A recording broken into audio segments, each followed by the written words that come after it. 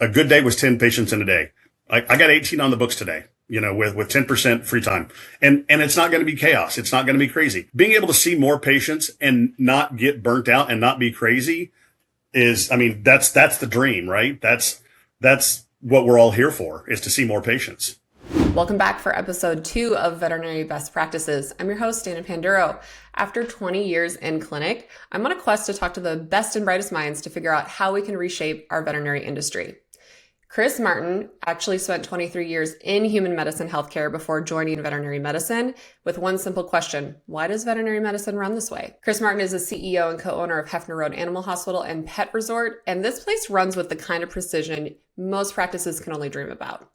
Today, Chris is going to walk us through clinic efficiency, how to reduce that resource funnel, why cross-training is non-negotiable, and how he utilized AI to create so much capacity that his clinic had to hire more staff to keep up. If you're a practice manager or clinic leader who wants to leave today with real actionable changes, this is the episode for you. Let's dive in.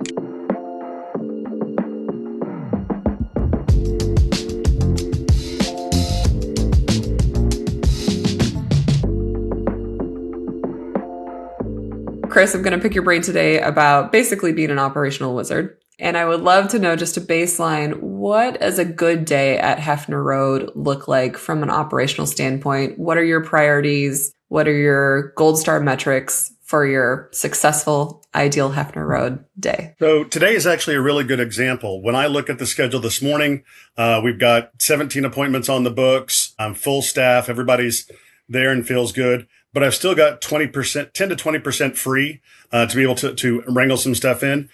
That's really the goal. So if somebody calls in, we can squeeze them in somewhere. It's 11 o'clock in the morning right now. And, our appointments we've bumped it up to 18 or 19. That's kind of what I'm looking for.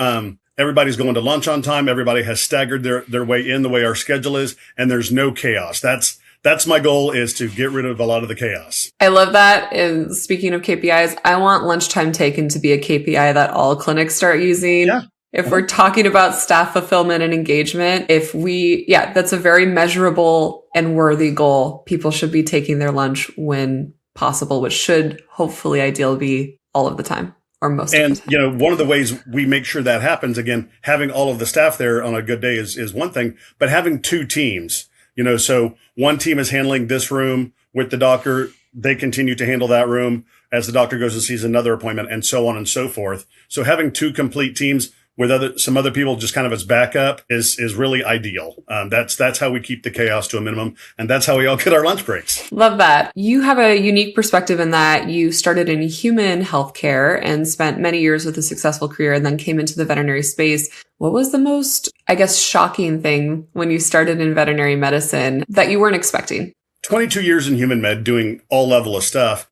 And, I was shocked at how chaotic a lot of clinics are.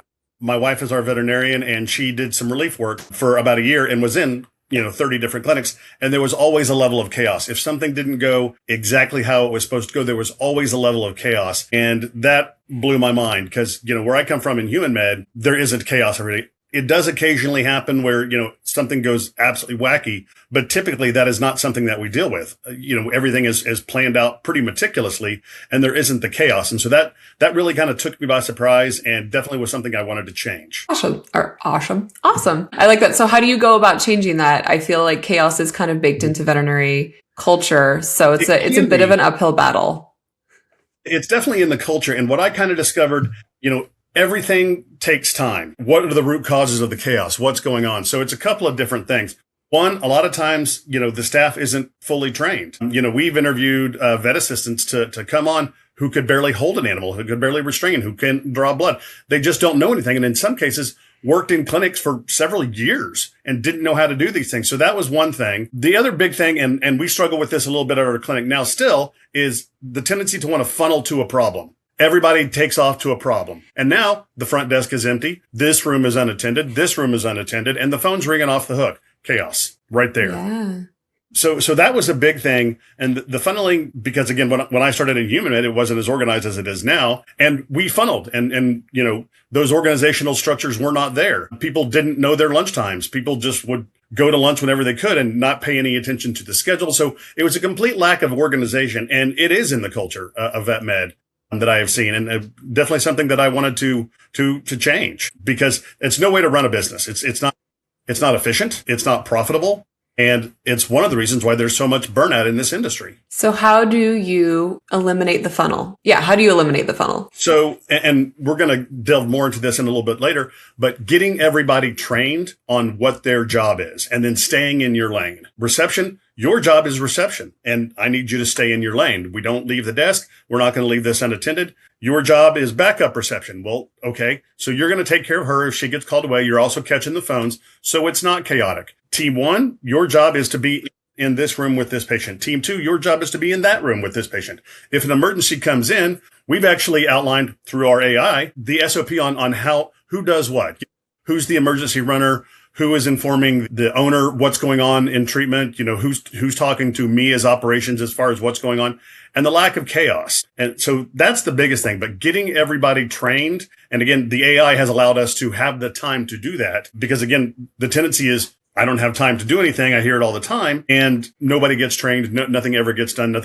So we stay in our lane. Everybody's trained to do their certain position, and we do it. The other thing that we've really tried to do is cross-train. So three of my receptionists, if you will, are also cross-trained as a vet assistant. Can they do everything that the other vet assistants do? No, but they can do a lot. They can draw blood. They can hold. They can do these things that in a pinch I may need. That also really helps us when somebody calls out, is sick. I know about 2 weeks ago, something went through our entire clinic, and we had 4 or 5 people, myself and my wife included, all went down sick, one after the other. And without that cross training, we couldn't have succeeded. We couldn't have continued to function. A lot of clinics basically shut down if 2 people are gone, or it stresses the staff. I want my staff taking long lunches and getting out on time. I love that. I'd love to see more cross-training in clinics, because I think the other problem that cross-training solves for me is we have a bunch of intelligent, hungry people who want opportunities to grow in their role. And within the organizational chart of a hospital, there's finite opportunities to do that. So it's our job as managers to create creative ways to engender our teams to more engagement, to expand their skills, to become more valuable.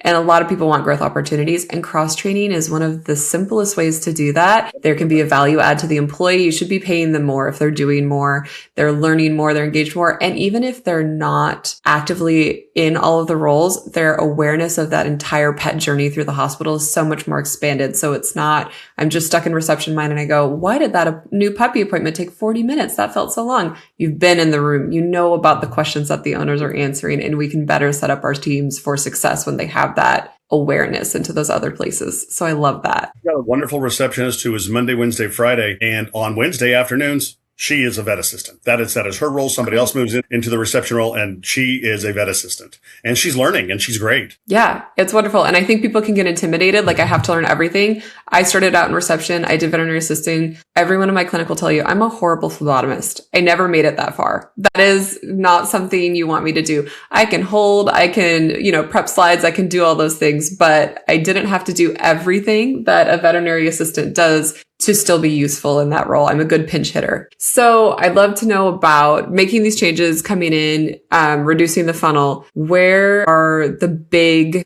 gains? And it doesn't even have to be the low-hanging fruit. What are the things that are most important to focus on in terms of the ripple effect in the hospital is going to be huge? We get the schedule down so everybody knows what their role is and where they're going. We tend to develop a rhythm. There should be a rhythm to how the workflow goes. This one's coming in, this one's going out, this one's checking out, and so that gets rid of the chaos with the nice rhythm. But also, people have to accept what their role is and understand it. You're not always going to get to do the super cool thing today. You're not always going to get to see, the exotic pet. You might be stuck with a cat today. Tomorrow you may get the ferret or the boa constrictor or whatever. Goldfish. We've seen 2 goldfish recently, Dana. Crazy time. Yeah. So, I'm here for it. When we had the first one on the books, I was like, okay. And then the second one made an appointment. I'm like, all right then. So, like a goldfish? No, like a koi like a goldfish. Yeah. Oh, a koi. Okay. Yes. There's a fish surgeon in my state that I guess is renowned, and people will spend thousands of dollars for these like koi that are older than me, which is great. Yeah, I'm here for fish medicine. That rhythm is so important. When I was in marketing, business development, and operations, there needs to be a rhythm for how things work. Otherwise, we see the chaos, we see the funneling, and we see the profitability go down, because once we start getting out of our lane and doing stuff that isn't our job, well, now we're working till long past closing time. And now that's affected your payroll, and we can combat that. We can do it right, but we have to accept it and be honest with ourselves what's going on. Yeah.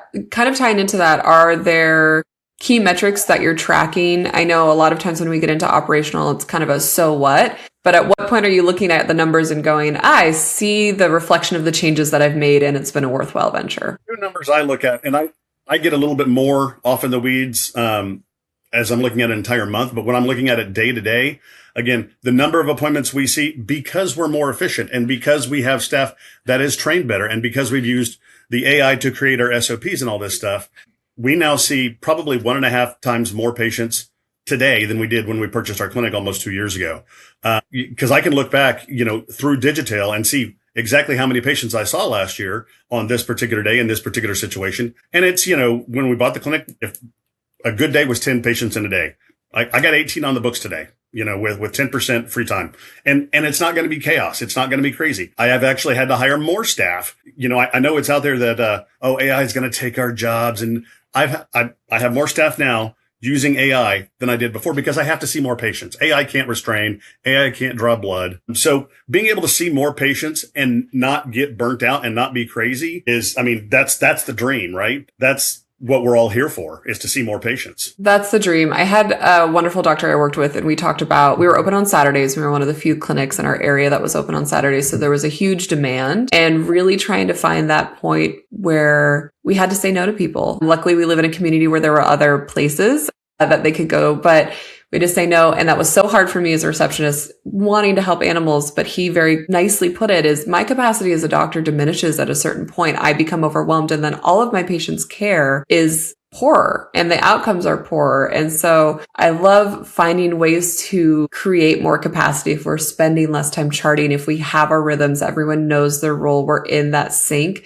because we all want to see more patients, in the sense of we all want to serve any patient in need, but we can't do that in a way that is haphazard or creates barriers to good care. So I think that's where operations can be really, really lovely. And then being able to clock off at the end of the day, knowing you did a job well done and you left on time, and you get to do things like see your family and have dinner. All those wonderful things we like. I go back several years ago when my wife and I were just dating, and she worked at a clinic, and she had an operating system that is antiquated, to say the least. And 8 or 9 o'clock at night, regularly, that's when she's getting home, because she's charting. She's charting something at 6 o'clock, 7 o'clock for a patient she saw at 10 o'clock in the morning, trying to remember, what it is she said. And that is not normal. That is not a thing that happens in human medicine. So that's one of the things we love. And one of the reasons we went with Digitail to begin with was the AI dictation just on your charting. My wife has a 0 chart backlog at the end of every single day. And usually that chart for that client is done before that client leaves the building. Amazing. She gets, we close at 6. She is home usually by 6 or shortly thereafter. And we live 45 minutes from our clinic. It's fantastic. That's phenomenal. Just one of the things that the AI can do. I can't tell you the level of sanity. She's not burnt out. She used to, on her day off, which I believe was Tuesday. No, it might've been Thursdays. She would just sit and just, trying to recharge those batteries, because she was so burnt out. And that's not good for this industry as a whole to operate that way. That's not good for these doctors. That's not good for the staff. It's not good for the husbands. Yeah. It shouldn't be a sacrifice to work in veterinary medicine. Yep. It's something that's so fulfilling and so wonderful in so many ways. And unfortunately, the demands of our industry can take that away from us and make it more of a burden. And so I'm very happy to see the efforts that folks like yourself running hospitals with your team members in mind, and sustainability in mind, and longevity in mind, and then also incorporating new and exciting ways that technology can lift some of this, because there are some immovable parts to our industry that we don't have control over. So seizing the opportunities we do have to lessen these burdens and connect us better with why we're all here, which is service of pets. I'd love to know, where in the patient journey does most of the time get lost, and more of that silent loss of time? Where is the friction in, we could probably just say outpatient for the purposes of this conversation? Where does the most redundancy come in? Where are we not serving our patients very well during that journey? Again, I think it comes down to a lot of it's training. We lose time because, this particular vet assistant can't hold very well. And so she's struggling with a wiggly cat, a wiggly dog, or a spicy cat or something. So I think, so it takes twice as long with that spicy cat to draw blood or whatever it is we're doing. I think that's part of it. Not having people trained when you're doing a dental procedure as to what your job is. A lot of clinics I go to, the vet assistants can't even monitor the anesthesia. They can't scale. They can't do extractions. They don't know how to do a dental x-ray. So getting all those people trained and creating time to do the other things. Cause we have to figure out ways to create time. We've got to do it. Who knows how to use the therapeutic laser? Well, everybody in my clinic knows how now, but if they're not trained, well, then we might be waiting because only Joanne over here knows how to use the therapeutic laser. Now that client's in the lobby for 30 minutes past when their appointment time is for a 10-minute deal with therapeutic laser to get going. So I think a lot of that happens. The charting is a big bottleneck. Because now the doctor is charting rather than training. The doctor is charting rather than, assisting back with the dental and doing whatever. The doctor is now having to do the dental x-rays and the scaling because nobody else knows how to do it. So I think that is, and there's not one particular thing, but each one of those things is an extra 5 minutes here, 8 minutes there, 10 minutes here.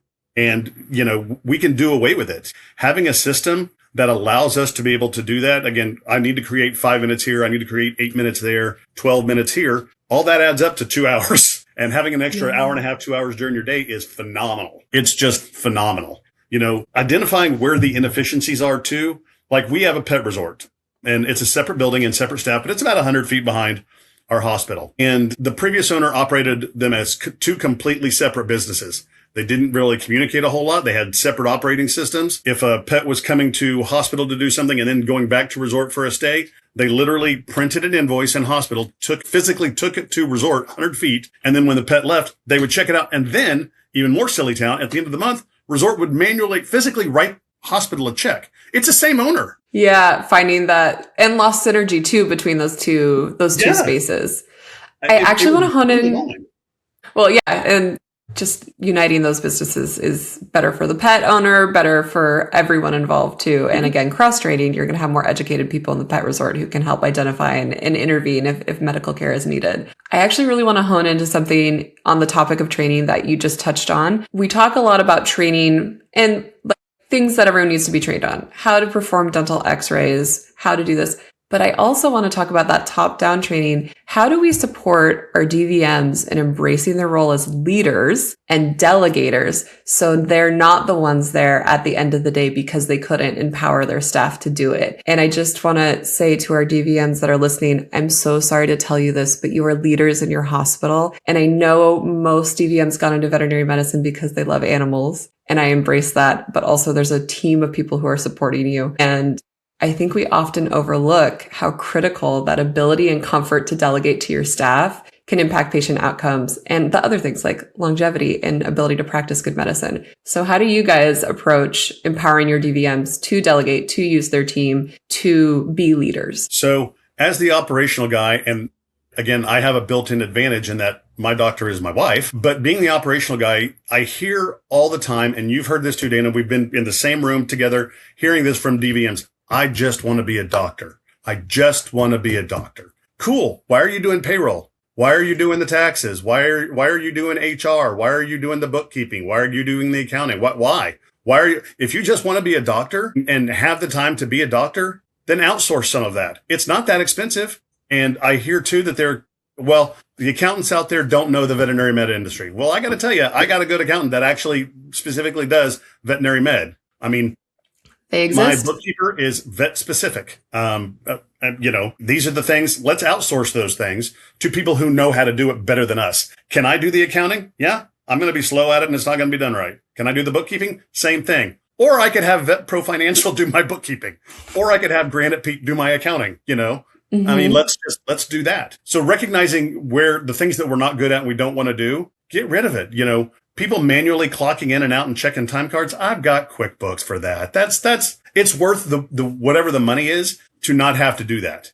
It's worth it because again, we want our time back. If you look at how much money an accountant would cost versus how much money or time was money, how much money I spend on myself doing the accounting, and then my level of sanity, it's worth it. So getting out of our own way is vastly important. The doctors don't want to hear that. Sorry, but this is normal in human med. By and large, the days of the doctor having his wife be the receptionist and the bookkeeper and the accountant are gone. I mean, they exist in a couple of small towns, but for the most part, they're gone because it's inefficient. It doesn't work right. Right. And I think getting out of our own way and really embracing that medicine and the medical things that you want to do, which is training your staff, hire better staff. When you have time to do it. My wife has really, really embraced the training and loves it.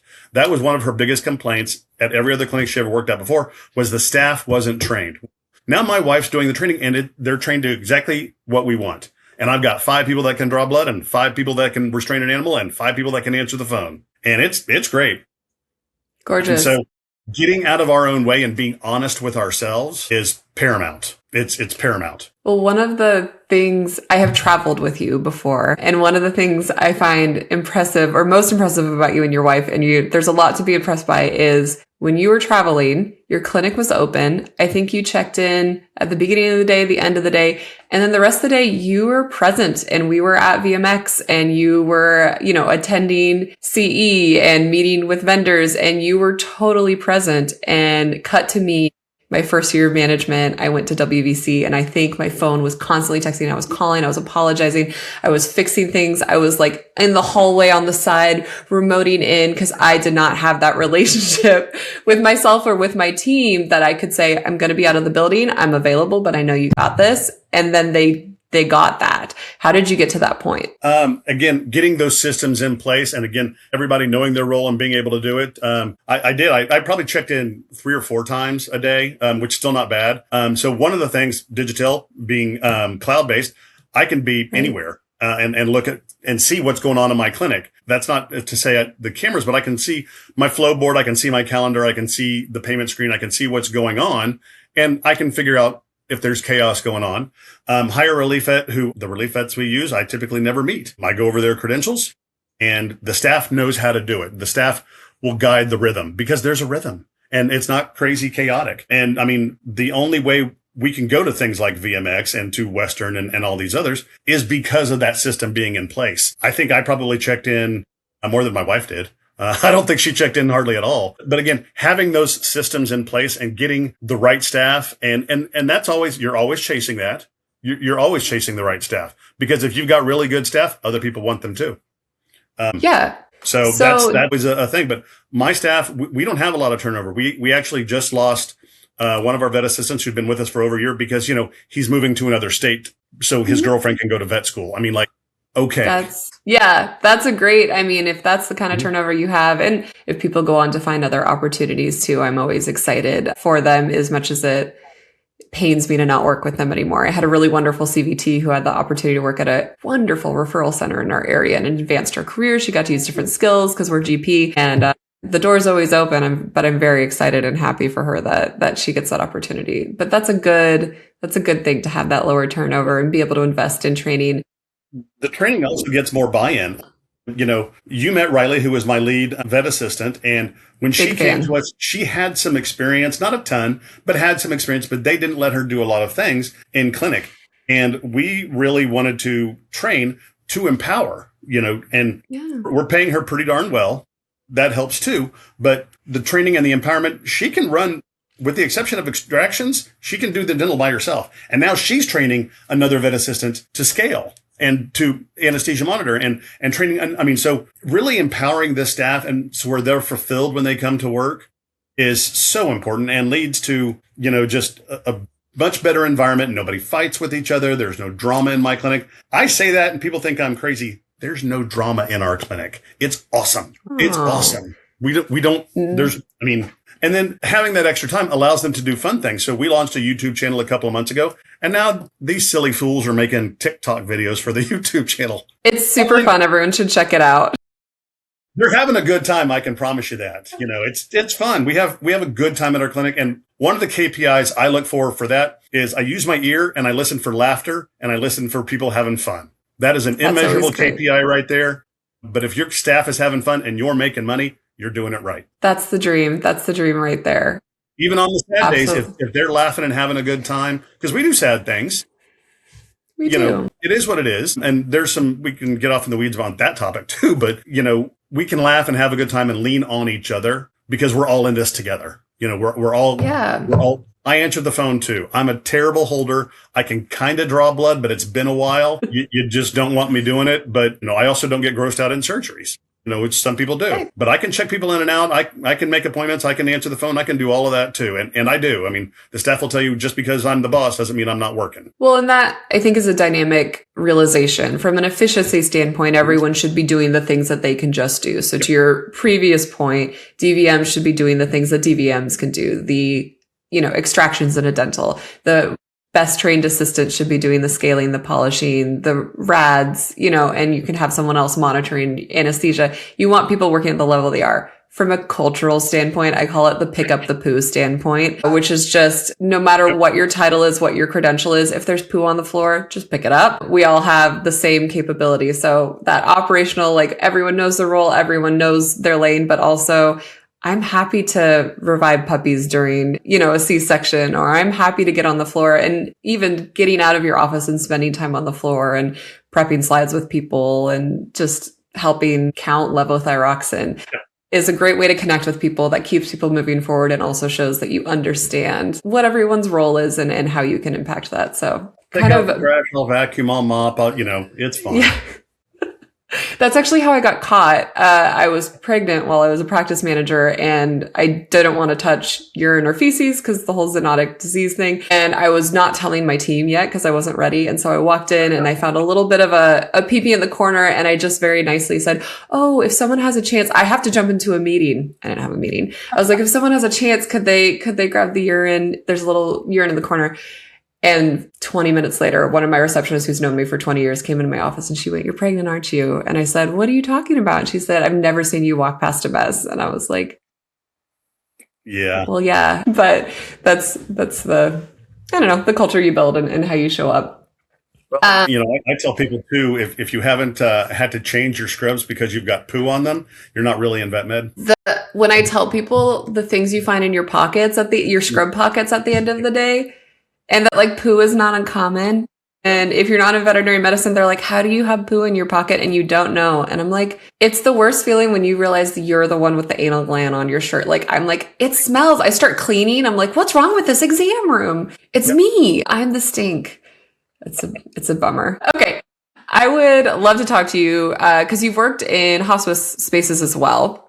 And I'm imagining a similar mindset where when we talk about operational efficiency, when we talk about all of these things that is involved in a well-run business, that can often be pushed aside or feel like a dirty word in those contexts. Is how can we be focusing on the business end? This is a place of healing. This is a place of reverence. What do you say to people who cringe when they hear something like bottom line or efficiency or I keep revenue? A lot of that away from the staff. I keep a lot of that away from my doctor. Previous clinic that my wife was at for 13 years, she knew, because she would get a report every single month, what her average transaction was, how much she's making off of this, how much she's making off of that. A lot of the staff knew those numbers too, because people talk.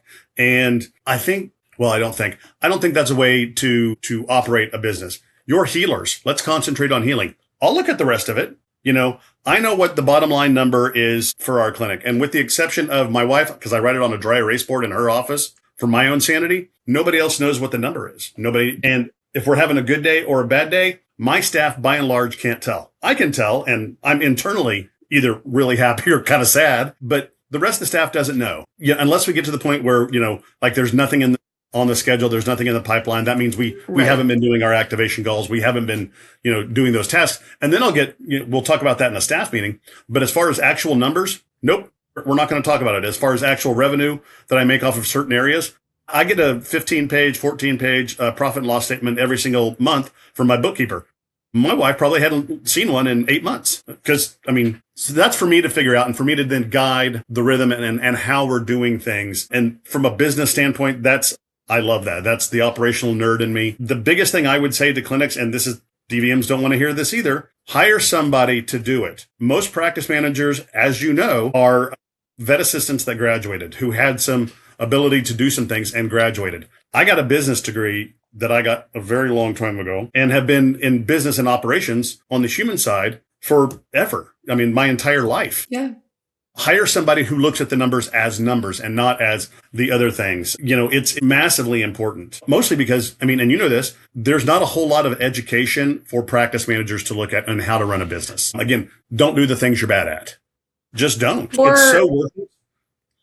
I have a lot of sympathy for people who are promoted into the role. And I went from reception to practice manager, and I ended up getting my MBA because I found out very quickly what I don't know. So about 3 years in, I settled in and was like, I need to know. And I want to learn not just what's being done in our industry, but what's being done in other industries. Because I think that there's a huge opportunity for us to borrow from other spaces. I look to mental health workers around how can we create better supports to reduce burnout, to reduce compassion fatigue. I look to hospital operations on how we can, create efficiency, create opportunity, create standard metrics that we're measuring ourselves again.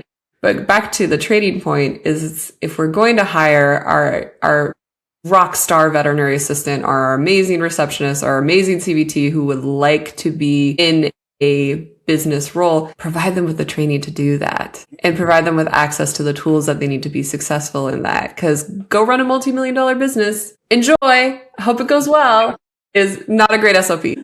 One of the companies I was with, we were a Medicare replacement insurance plan, basically, and we embedded nurse practitioners into nursing homes. But I was the operational side of that thing. About $37 million annually. I got this.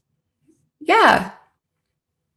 My wife, and I'm sure you've heard her say this before, a veterinarian can walk into a bank and with no business experience whatsoever, never having taken one class in business, and walk out with a multi-million-dollar loan. That is absolute insanity. That is absolute insanity. I listened to a podcast. It's been several years and I don't remember who it was or what it was, but at the end of it, it was veterinary business related. At the end of it, whoever was doing the podcast said, okay, you've now completed a master's level course in whatever finance. And I'm like, no, you've listened to an hour-long podcast. That's all you've done. Yeah. That's one of my hopes, honestly, with this podcast is to create these discussions and give people usable resources, but it's not going to replace, getting your CVPM, engaging with VHMA, getting your MBA. And it doesn't have to be these gatekept institutions. I think we can democratize a lot of this information, but I think we have to release ourselves from the stigma of pretending that veterinary medicine isn't a business. Without people in the right places who do well at what they do, you're not going to have revenue to invest in teams, to invest in training, to invest in future therapies that are going to help your patients, to have the income level to be able to discount for that Good Sam place. Like it has to be done with intelligent design. And I think we need to free ourselves from the burden of thinking that talking about the business side somehow means that we don't care about the other parts of veterinary medicine. Again, I go back, if the business is done right and operationally we have that rhythm, I can help more animals. I can say yes to the person who doesn't have that much money, who just needs to euthanize their pet. I can take care of that. Yeah. I can go and meet with the Chamber of Commerce and talk about, hey, I had a chamber meeting yesterday morning and get extra people into my clinic. We can do those things if we follow the rhythm. And, there's nothing, I think there's a lot of secrecy for whatever reason in vet med. They don't want to tell what's really going on. It's not rocket surgery. Let's be transparent. It's fine. We can talk in real numbers and about real things. It's okay. It's okay to do it. We don't have the nuclear launch codes, Right. We just want to run a successful business and help animals. And I want other people to be successful in their business too. Yep. Maybe not on the shingle right next, please don't come open a store right next to me, but there's plenty of animals that need help and we can help each other find a better way to do it, a more sustainable way. So thank you for being part of my little movement and creating a community to try and push that forward. When we're talking about your rhythm, I would love to dive into technology and where is technology, I guess, banging the loudest drum or helping you set that rhythm? So I'll talk about my area of expertise first, and then I'll kind of go into what the veterinary med side. Several months ago, when we switched over to Digitail's credit card processing, DSP, we now have the ability to offer buy now, pay later, which is a payment plan. I wanted to get that out to my clients. So we can send a mass email through Digitail, and I wanted to create an advert for it. I used to work in advertising. My degree's in marketing. I know how to create an advert. To do it correctly would take me about a half a day with logos and everything else and getting just just the right thing. Take me about a half a day, and I accept that as the length of time it takes for me to do a proper advert. I decided I wasn't going to try that first. I was going to feed in the information that I wanted in the advert into Digitail's AI assistant, and it spit me out really, really good stuff in about 8 seconds. Gorgeous. I did a little bit of editing. I threw a logo on there. The entire process took me 20 minutes. I accepted that would take me a half a day, and I budgeted my time for that. It took me 20 minutes. Now I have 4 hours of my day back to do other stuff. And that's where it really helps out. And that's just one example. On the AI side, we make SOPs. We want to know what's going on, feed the information into Tails. It spits out an SOP.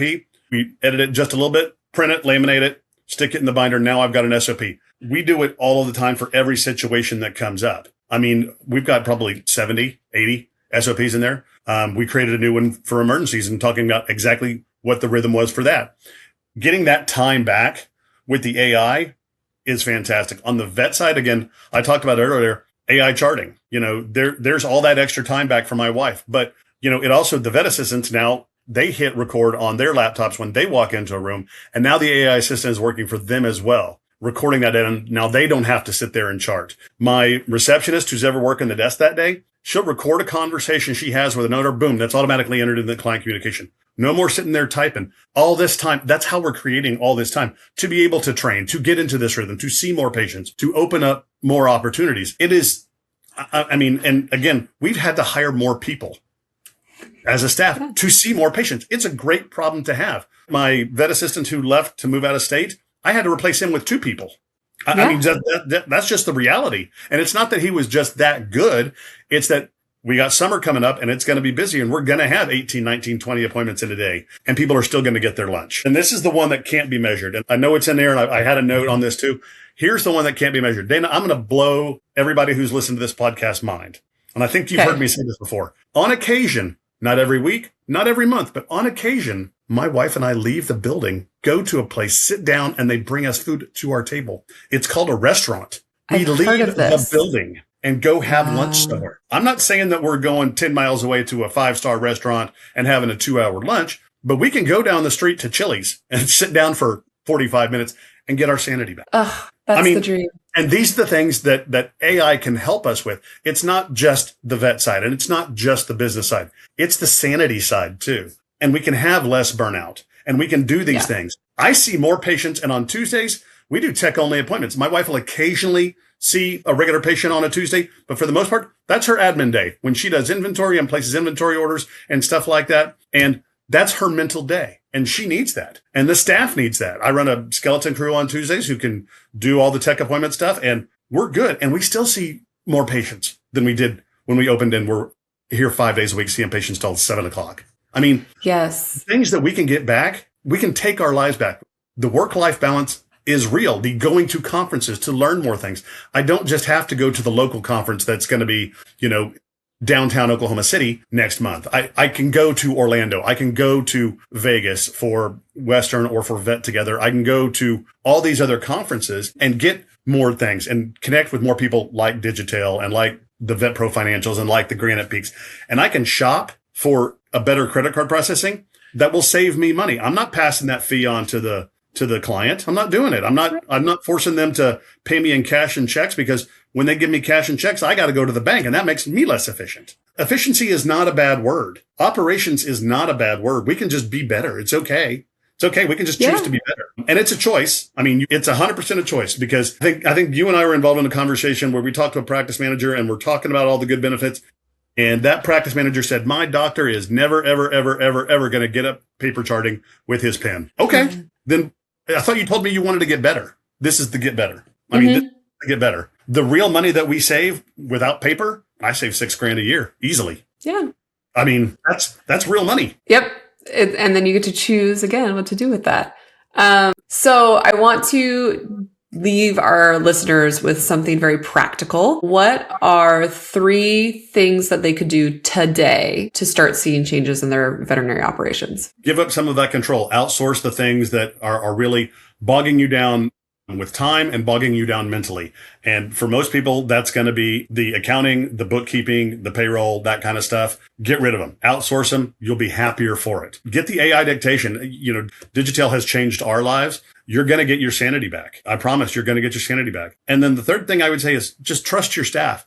Your staff wants to learn. Your staff wants to be better. Help them be better. If they're better, you're better. If they're better, you're better. The clinic is better. The patients are better. Yeah. So empower them. Excellent. And then are there 3 resources that people can check out if they want to expand, maybe get a master's level, or maybe just a bachelor's understanding of some of the topics we've discussed today? I would say schedule a demo with Digitail for one. A lot of times if people have further questions, somebody will shoot me an email, and I'm very transparent with the way things work in my clinic, just because I don't feel like keeping secrets. I'm going to keep secret, to your point, from the clinic that's a mile away. But if you're 20 miles away, I don't care. That's a different demographic.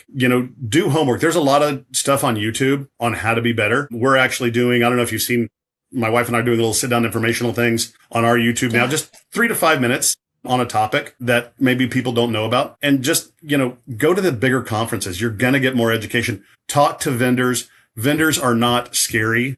They really, really aren't. You and I both seen vets walk down the aisle and never make eye contact with any vendor. Like, no, we can learn stuff. That's how we do this. Let's go find the better deal. Let's get all the technology. Let's see what Antec has or what IDEX has. Let them show you the new tool. This one too, and I'll throw in a bonus one just for fun. Lean on the vendors. That is something that is not done as much in vet med as it is in human med. Again, a vendor for a very long time. I've done hundreds of lunch and learns, probably 1,000 lunch and learns as a vendor to get the staff educated at whatever we were doing.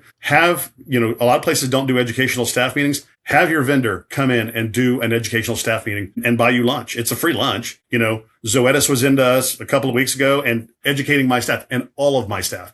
Not just my vet assistants, but my kennel techs who are 16 years old working in my pet resort, my receptionists in pet resort, everybody. Let everybody know what's going on. These vendors have a budget for it. Let them do it. They want, let them help you to be better, and they'll give you staff samples. Yes. It's, there's a lot of places that do not take advantage of that. And I think people also associate lunch and learns with sales, but there's a lot of companies like Zoetis, like Covetrus, I don't have favorites here, who will do value add. So they will actually come and talk about a topic like forward booking or parasiticide compliance or something else the lunch and learn isn't always going to be, hey, this is the product, but you can do educational things on DERB, but there also are operational opportunities. I had a wonderful, back when it was Henry Schein, so now you know how old I am, I had a wonderful Henry Schein rep, and he offered OSHA safety training, and it met our quarterly compliance for that. We got a lunch, we got to learn how we could be safer, remain OSHA compliant, and it was free to me, which it was a great value add. And had we not connected and I knew that he offered that, I never would have thought to approach a Henry Schein rep about OSHA training. There's just so much out there. There's so much out there that can make us better at these conferences. One of the things that we got at this conference is they're making some lighter weight x-ray shields. And this was like 8 pounds lighter than what we normally have. Well, I would have known that had I not gone to VMX and talked to that guy. The Merck manual, they're no longer printing the Merck manual. It's all an app now. I know, right? I learned that at VMX too. And now it's all on an app, and it's super, super easy to operate. And it's so cool. Again, things I learned by just walking around the conference and talking to people and learning new stuff. It's okay. And empower the staff. I know my vet assistant, Riley, had never been to a conference, and she was like, wow, this is just so much information. Go learn. Let's figure some topics out and find some stuff you're interested in. And let's talk about it. Love that. Well, hey, thank you so much for talking with me today. You and I will just have to connect and keep these discussions going because I always love it. But it was nice to do it on camera, share it with everyone. So I appreciate it. Everyone who is listening should absolutely check out Hefner Road's YouTube channel. It's a lot of fun. They're a good group. And I appreciate you for spending some time with me today, Chris. Absolutely. I appreciate it, Dana. That was such a practical conversation. And what stands out to me the most is none of this requires starting over. It's about knowing your role, building your team around their strengths, and being honest with what you should stop doing yourself. For anyone listening who wants to connect with Chris or learn more about what the team at Hefner Road is doing, please check out our show notes. And if today's episode gave you something to bring back to your clinic this week, we'd love to hear about it. Leave us a review, share this with a colleague, and we'll see you on the next episode of Veterinary Best Practices.